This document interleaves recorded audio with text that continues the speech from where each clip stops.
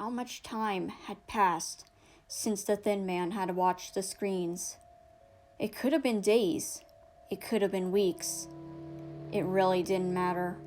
The passage of time really didn't matter in the signal tower, as it was fucked up beyond repair ever since it took over, bending reality, twisting time, corrupting the former citizens of the Pale City into terrifying monsters that hunted the children whenever their attention was taken from the TV screens. Stuff that the tall man never thought could be real or possible for this world to do or have, despite his and his wife's powers, which were later given to their 2 children right at birth. But life always had a way of surprising him, sometimes in the worst ways possible. Him becoming a slave to the poor excuse of a broadcasting tower, which, in reality, was a horrible flesh monster that could bend reality and craft never-ending cycles, meant to distort adults, make children the victims, and force everyone to repeat their most traumatic events. Well, as much as the tower was able to capture, but that hardly mattered. Through the fleshy halls of the tower, the Thin Man walked quietly like a shadow, much like the powers of his wife and daughter. Around him, several eyeballs popped out from the wall of flesh, watching him like a hawk. The gazes from a 1,000-year-old eye monster would have been enough to send chills up anyone's spine, but the Thin Man barely trembled in their presence, as he had worked for the eye for several months. He merely shot them an uninterested glance as he moved, though every now and then his hands lit up with static and light when some of the flesh started moving towards him. It wasn't too much power, but it was still enough to make the flesh back up, eyes glaring at him, but the Thin Man hardly gave 2 fucks about them. He turned back around to face the warping hallway he was traveling down, the floor and ceiling bending and contorting to allow him to pass through. On his sides were headless men, who wore similar suits to him, yet they had ties while he didn't. Yet he paid no attention to them. The TV room was possibly less than a few steps away, if he teleported, and nothing the signal tower could throw at him would deter him from what he wanted to do. That was exactly what he did. He stopped in the middle of the hallway and shut his eyes, allowing his static to surround himself. In mere seconds, the Thin Man raced across the hallway before he stopped completely. The screens that made up the signal tower's watchroom flared to life in an instant, as if his mere presence had powered them up. Thin Man liked to think he was responsible for that, but he hardly had an ego, and knew full well what was causing the TVs to light up. For they had an alliance, an agreement a long while ago when the cycle started. The instant the TVs came on, a pile of flesh with 2 eyeballs popped out of the shadows. "Hello, Mr. Thin Man," the flesh said in a surprisingly normal tone of voice. Something that still surprised the tall man, as in the months of working for the tower, he had never heard any of the other eyeballs speak, besides Japanese or that other black speech that he couldn't understand. However, the Thin Man shook his head, as he had more pressing matters to focus on. "Hello, Hydria," the suited man muttered, but his voice was just loud enough for the flesh to hear, but not all, of course. He turned around to face the hallway he had left from, thinking the other pieces of diarrhea with eyes had somehow heard him. But the door to his chambers had shut with the use of his powers, so the possibility of them hearing any part of their conversation was very slim. Though his facial expression was the same deadpan, grim expression he wore, inside he was secretly worried mostly about his children, how they were doing, what was happening, etc.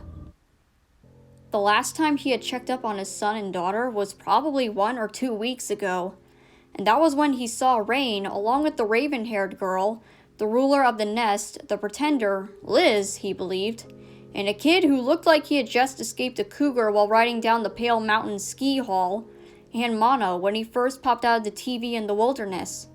Now, he had no idea what his 2 children were up to, besides Rain's plan to head down to the Pale City Harbor to get to the Maw to undo some kind of curse that had been placed on her, whatever that meant. That is, until the raven-haired girl got taken by the large lumbering brute that was called the Hunter, according to any survivor child who trekked through or lived for less than a day there. His son, Mono, who had been a witness to the kidnapping, got up on his feet and went after the Hunter and the girl. This was a brave but foolish action to most, even Thin Man. But he knew his son better than that, as he raised that kid along with the lady. Mono was a smart boy who would see something on the ground and turn it into a tool that could assist him in any situation. Especially in a situation like this, something that made the Thin Man feel proud. And that was exactly what Mono did, using natural resources to outwit the many traps the Hunter had set up in the forest, as well as his wits. Though the Thin Man was very proud of his son for surviving against the horrible shit that existed within this world, he couldn't help but feel like there was something wrong. Like there was something out there along with Mono and the Hunter. He didn't know why the hell he got this horrible feeling in his gut as he observed the monitors that showed his younger son, as it wasn't a scene that he hadn't witnessed before in the cycles, but something felt off. Very off. Maybe it was the shades moving in the trees or something of that sort, but the Thin Man couldn't shake this feeling that something was wrong. Though the broadcaster wasn't looking off to his side of his chair, where they usually were, but he swore. The little bit of the flesh that served as his only companion was also getting the same feelings as him, though he could never know for sure. However, that was all the Thin Man could see, as the signal tower had called him into the city, as there was a sighting of 3 boys, probably brothers. The Thin Man couldn't really tell, as they were different in appearance, were seen near the signal tower and needed to be dealt with. As much as the Thin Man wanted to ignore the signal tower and its bullshit, he knew the consequences of not doing the tower's bidding. So, reluctantly, he got up from his chair and went to the front of the signal tower to deal with the issue, so to speak, with his flesh and crime reassuring him that they will keep him updated as much as possible. That was a week or longer ago. The Thin Man wasn't keeping track of time. After dealing with the 3 boys, or actually brothers, despite their different physical traits, something that confused the hell out of the Thin Man and made him rethink his look on how biology worked, he was back in his chair. The TVs were turned off, but his fleshy companion had managed to gather more information about the situation. But the children in the woods were the same, minus the sudden disappearance of Mono. This was the first time in months that the Thin Man had panicked. But if anyone were in his position, they would have done the same thing. However, the tall man knew that panicking to the end of the earth wouldn't help him in any way. It would just make things worse, and probably get the attention of his captor. Yet, it was difficult to calm down, cause there was a possibility that his poor, sweet son was in danger. But the Thin Man knew it had to be done, otherwise serious disasters would strike. As if disaster didn't already hit him and his family like a train. The Thin Man sure as hell didn't remember how much time had passed till he finally calmed down, but it didn't matter. He calmed down and got down to business in an instant. Of course, thanks to the duties the signal tower had laid out to him till his son would kill him, such as guard the signal tower, monitor the spy TV set up around the city to check for other children hanging around, aka the 3 brothers who weren't hurt in their encounter with the Thin Man. He merely sent them off into an abandoned apartment, then onto the streets again. The Thin Man wasn't able to check the TVs in the wilderness as much as he wanted to. So, throughout what felt like a month, the Thin Man had no fucking idea what was happening with Mono and Rain. If they were alright, if something happened. He couldn't get any updates from his fleshy companion, as they had to disappear into their brethren in order to avoid as much suspicion from the other eyes as possible. The most he could get was glimpses of the children's adventures from around the TV around the Pale City.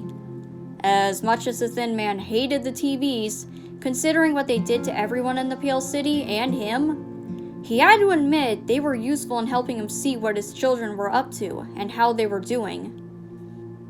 Call him paranoid, but after what the signal tower did to this world, he felt like his paranoia was perfectly justified.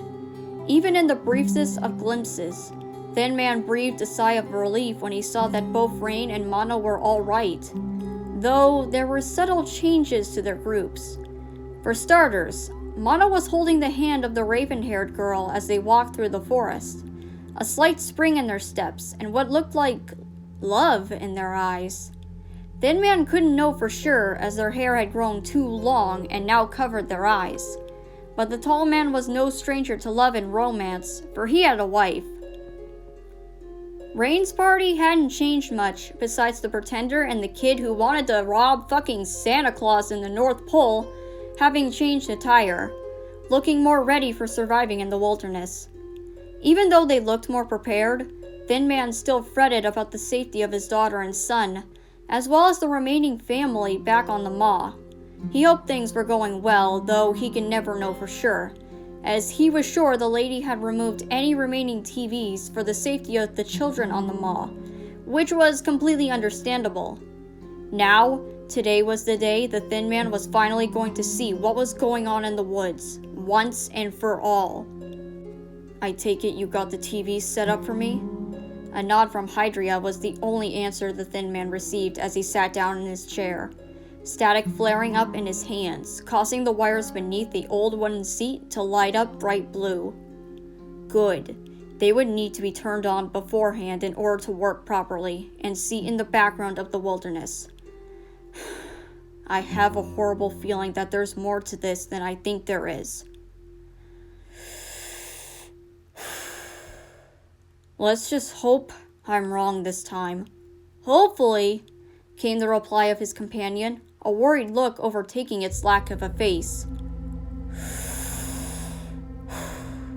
Thin Man took in a deep breath and summoned his powers, tuning the channels to the wilderness, where he got a view of the children he had seen before. Rain, the pretender, Liz, the scarf kid, the boy with the mismatched eyes, and finally, Mono, the raven-haired girl, and the toddler, who looked to be leading them somewhere. But where wasn't something the Thin Man knew.